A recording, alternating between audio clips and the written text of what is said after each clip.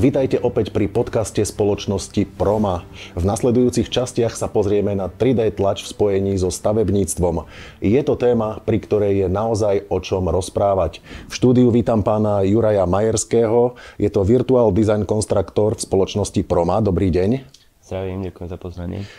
A ja ďakujem, že ste prišli sem ku nám do štúdia. Doniesli sa so sebou aj model, o ktorom si určite niečo povieme. Ale na začiatok sa pozrieme na začiatky. Tak aké boli začiatky? Kedy ste začínali v Prome s 3D tlačou?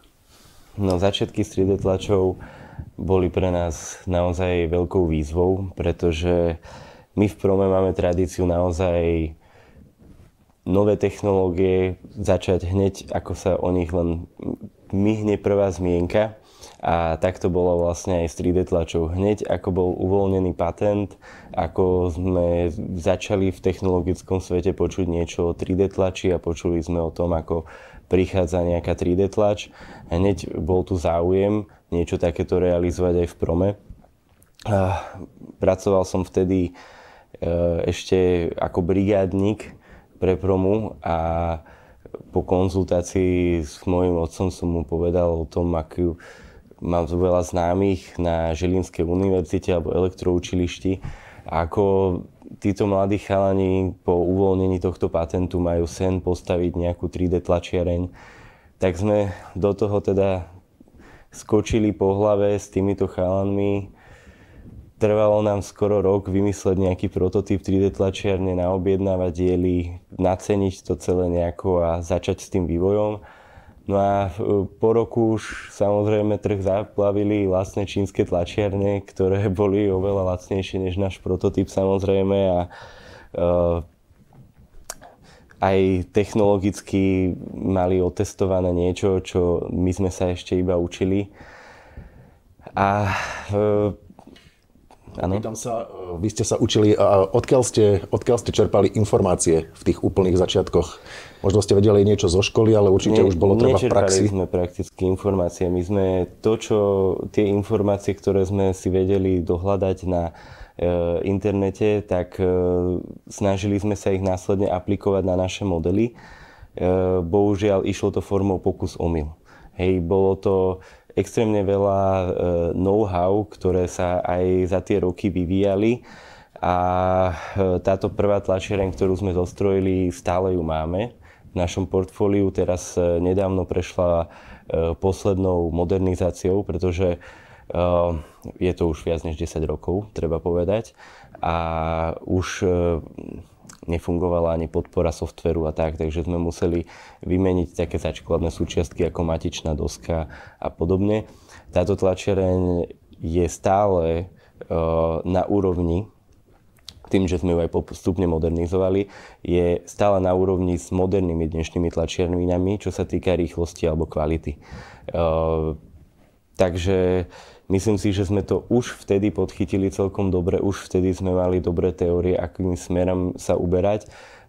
Samozrejme, po rokoch sa rozšírilo naše know-how a viacej informácií, takže dneska hodnotím tieto začiatky ako veľmi pozitívne, pretože tento náš prístup dokázal nás odlíšiť od tých, ktorí iba nakupujú hotové technológie a snažia sa ich nejako implementovať, na tých, ktorí implementujú moderné technológie do svojej práce. A na to, aby ste vedeli naozaj moderné technológie implementovať, potrebujete to know-how, ktoré často nenájdete niekde napísané v nejakej učebnici a musíte si ho tvrdo odskúšať. Každý drobný detail a každú veľkú výzvu aj. Takže tak ste sa postupne prepracovali až k takým modelom, dajme tomu, aký vidíme tu. Áno, takýto model, to naozaj až po rokoch skúseností. A musím samozrejme povedať, že nielen akože z našej strany, ale aj technologického vývoja v ostatných sférach je možné dneska takéto modely tlačiť pomerne rýchlo a pomerne lacno stále. Tak poďme sa pozrieť na tú komunikáciu s klientmi. Na čo vlastne používate takéto modely, keď komunikujete s klientmi o projektoch? Na začiatku, keď sme začali s 3D tlačou, nebola iba 3D tlač v plienkach, ale aj samotné BIM technológie. To znamená, že na začiatku sme využívali tú 3D tlač na to, aby sme naozaj ukázali tomu klientovi, že tu je nejaký model, ktorý máme v počítači, ktorý má nejaké building information modeling, má v sebe nejaké informácie. Tu je nejaká vizualizácia, ako by to mohlo vyzerať reálne. Hej. A tu vidíš napríklad objemový výtlačok, hej, že naozaj ťa neklameme, naozaj celý tento proces je funkčný, je prepojený a naozaj tieto technológie proste využívame a sme v nich ako doma. Neskôr po rokoch samozrejme vyšlo veľmi veľa situácií, hej. Nebudem asi spomínať všetky tieto situácie, skúsim povedať nejaké také jednoduché príklady. Áno, je to pri komunikácii s developermi, architektami a tak ďalej. Vnímam 3D tlač ako oveľa silnejší nástroj než nejakú vizualizáciu alebo nejaký obrázok. Hej. Ako príklad som chcel povedať práve naše stavby, ktoré mali zložité terénne osadenie, kde často developeri, ktorí majú za sebou už zo pár projektov a prejdú potom do náročnejších terénnych projektov, tak nechce sa im veriť tomu, ako extrémne môže narásť cena takéhoto projektu. Hej, dajme tomu, pri rovnakom počte bytov sa mu zdvojnásobiť cena bytovky, hej, môže to byť naozaj šok a môže to naozaj ovplyvniť iba osadenie do terénu. Hej. Efektívnejšie osadenie do terénu môže spôsobiť nižšie náklady a tak ďalej. Ale jeden príklad za všetkých bol jedno také dosť náročné, komunikácia s takým klientom a ten si predstavoval zefektívnenie nákladov prefabrikáciou a nie monolitickou výstavbou, z obrázkov, z projektov, pôdorysov a tak ďalej. Mu vychádzalo a prišlo mu, že má napríklad veľmi identické balkóny, ktoré sa opakujú. Hej, že aj pri nejakej zložitej členitosti tej budovy prišiel mu každý balkón rovnaký. Na výkrese videl metroch štvorcových, že každý balkón je rovnaký.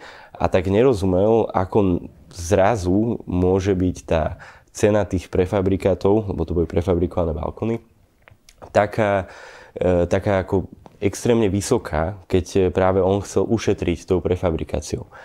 No tak sme urobili to, že teraz už bolo to roky dozadu, takže si to nepamätám, tak poviem to iba ako príkladom, hej, že mal na budove 100 balkónov s tým, že dajme tomu boli nejaké zrkadlové, tak si predstavoval dajme tomu 50 na 50, že vyrobí sa prefabrikát 50 jedného typu balkónov, 50 druhých typov balkónov.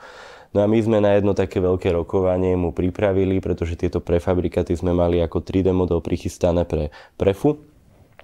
Tak sme mu pripravili výber tých balkónov. A môžem povedať, že bol veľmi v šoku, keď zistil, že zo 100 balkónov má 42 a že sa mu tam opakujú možno tak po 2-krát. A koľko až extrémne veľa rozdielov v tých jednotlivých modeloch je. A vysvetľovali mu to už na niekoľkých rokovaniach a keď potom prišli mu tie vytlačené balkóniky, tak si ich normálne zobral domov. Nechal si ich ako suvenír, že nečakal, že vlastne takéto drobné detaily môžu naozaj výrazne ovplyvniť potom cenu celkovej výstavby. Takže to poviem asi ako príklad komunikácie s klientmi. Áno, čiže vlastne slúži to ako taký názorný príklad, dá sa povedať. A aké sú momentálne technické schopnosti 3D tlačiarní v Prome? Že do akých detailov, alebo neviem, do akých rozmerov, alebo farieb. Na farby sa ešte pozrieme. Hej. Ako som hovoril, stále máme aj našu originál vyvinutú tlačiareň. Prešli sme za tie roky aj potom na jednu profesionálnejšiu tlačiareň a pretože trh s týmito profesionálnymi tlačiarňami dobehla aj Čína, tak máme dneska aj jednu čínsku tlačiareň. Hej. Čiže máme od jedného z prvých európskych výrobcov, potom máme od momentálne jedného z najlepších čínskych dodávateľov, to nemusím im robiť reklamu, to každý, kto sa venuje 3D tlači, vie, kto to je. a potom máme túto našu prvú a vlastne za určitým účelom sme vyvinuli ešte jednu špecifickú tlačiareň stále ju vyvíjame, hej. Ale dá sa povedať, že už 90% toho, čo sme potrebovali vyvinúť, sme vyvinuli a túto tlačiareň sme ako špeciálne iba pre promu a preto, aby sme mohli tvoriť takéto modely čo najrýchlejšie a najefektívnejšie, tak sme ju vyvinuli. Tak to je momentálne, tieto 4 tlačiarne by mali byť momentálne naše portfólio v prome. Každopádne, keď sa ešte pýtate aj na tie ako schopnosti tých tlačiarní, tak väčšina týchto, okrem tej prvej tlačiarne, všetky tlačiarne tlačia viac farebne a často majú aj viacej tlačových trysiek alebo tlačových hlav.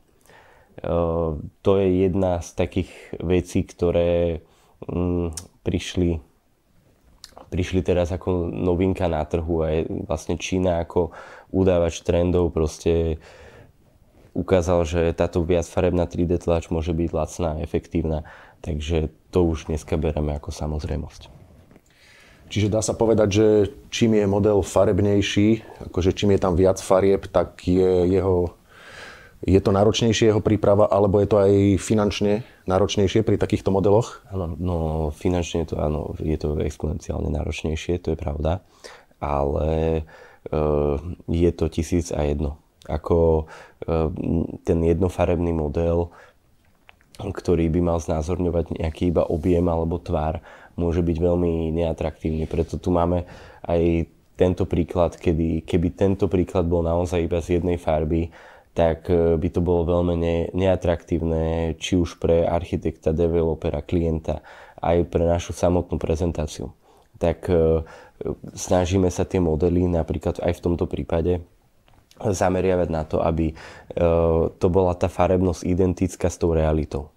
Alebo potom robíme ešte také atraktívne, niečo menšie pre našich klientov a to často robíme vo farbách danej spoločnosti. Hej. Keď má daná spoločnosť napríklad modré farby v logu, použijeme na tú 3D tlač práve tie modré farby. Keď má daná spoločnosť červené, použijeme červené farby do toho 3D modelu, lebo nevždy je záujem na 100% okopírovať farby a architektúru tej stavby. To je odprezentované už v tých vizualizáciách a to často uvidíte po rokoch naživo. No samozrejme, že keď je ten model farebný, tak vyzerá oveľa krajšie a atraktívnejšie pre klientov, aj reálnejšie, ako keby bol, dajme tomu, celý CV, to by sme tam veľa toho ani takto my nevideli. Môžeme sa v tomto dieli pozrieť, už sme hovorili o tlačiarniach, čiže v podstate o takom hardvéri. Môžeme sa pozrieť aj na software, ktorý sa používa v 3D tlačiarni. Takisto môžeme sa pozrieť do minulosti, že čo bolo v minulosti a ako je to dnes, kam sa to posunulo v súčasnosti. Áno, tak rozdiely v minulosti so súčasnosťou sú extrémne. Software prešiel neuveriteľným vývojom a ako som už hovoril pri tých našich začiatkoch, sme v podstate nevedeli sa ani pohnúť, pretože 3D tlač bola optimalizovaná pre strojárinu a stavbarina a stavbarské softvery sa na tie hmoty a na tie objemy a na všetky tieto veci dívali úplne inými uhlom pohľadu, ako sa díva strojárina. Toto je jedna z vecí, ktoré sme potrebovali tiež na začiatku pochopiť. Zatiaľ, čo my stavbári sa na objekty dívame v rámci nejakých vrstiev, strojári sa na objekty dívajú ako na jeden komplexný objekt. Takto fungovali prakticky aj softvery hneď na začiatku. Hej. Na začiatku ja som poslal do toho softvéru nejakú budovu a ten softvér tú budovu nevnímal ako jeden celistvý objekt, ale práve vnímal ju po vrstvách. Až ďalším vývojom postupne tieto architektonické softvery si uvedomili, že 3D tlač je už súčasťou architektúry a vylepšili a upgradeovali exporty do týchto formátov, ktoré používame na 3D tlač. A rovnako tak aj výrobcovia tlačiareň vyvinuli lepšie softvery práve pre takéto modely. Lebo to čím ďalej bola väčšia požiadavka, museli aktualizovať ten trh. Tie začiatky boli naozaj také, že cez 3 rôzne softvery som možno exportoval niekedy tú stavbu, až aby som sa dostal k tomu, že už je rozhodnutý ten softver, ktorý komunikuje s tlačiarňou, niečo vytlačiť. Dneska už pracujeme automaticky priamo v našich BIM softveroch, či už to bolo Revit, alebo Archicad, alebo Allplan. Každé z týchto BIM softverov, týchto hlavných veľkých, má v sebe zabudované exporty a iné nástroje, aby sa všetko dalo ľahko tlačiť. Napríklad už rovno aj v mierke, ktorú požadujeme, čo kedysi bol tiež problém. Tlačíte najprv aj nejaké skúšobné modely alebo nejaké skúšobné, alebo to vidíte v softvéri, že napríklad vytlačíte niečo, ono to asi aj trvá nejakú dobu, kým sa to vytlačí a potom zistíte, že treba ešte niečo upraviť. V minulosti sme to tak museli robiť a vďaka Bohu už nejaké to know-how, znalosť materiálov, aj to je dosť dôležitá vec, výber správnych materiálov a tak ďalej, už dneska nám pomáhajú v tom, že áno, trošku to v tom softveri musím skontrolovať, či všetko naozaj je dobré, ale už verím svojim skúsenostiam a svojim tlačiarňam, takže nepotrebujem už robiť tie, kedysi to bola nevyhnutnosť, dneska už dokážem ísť rovno tlačiť a to je práve to, čo sme sa zameriavali v prome na tú efektivitu, na tú rýchlosť a s tým súvisiacu aj cenu a tak ďalej. Pán Juraj Majerský, Virtual Design Constructor spoločnosti Proma. Ďakujem vám, že ste nám odpovedali na otázky v tejto časti podcastu. Vám, vážení diváci, takisto a posluchači, ďakujem za pozornosť. S pánom Jurajom Majerským sa stretneme aj v nasledujúcej časti podcastu spoločnosti Proma, ktorý bude venovaný využitiu 3D modelov v stavebníctve. Želám ešte pekný deň.